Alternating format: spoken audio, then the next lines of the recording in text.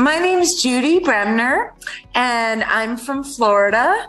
And I found leaf filter just through a Google search. I had my roof replaced, and they took the gutters off, and it was an unexpected expense.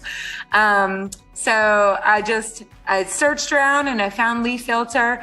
And I loved the sales rep. He made me feel completely comfortable, which is very important to me, because I'm a single woman. So having, somebody come to my house that I don't know is a little bit nerve-wracking, but I told him exactly what I could afford. And he helped me reach that price. He was very nice. He said, we have like a first-time customer coupon. And also he asked me if I was a teacher, which I am, or if I was in the military. So since I was a teacher, I got an additional discount. And I told him at that time that I probably could only afford to do gutters on the front part of my house.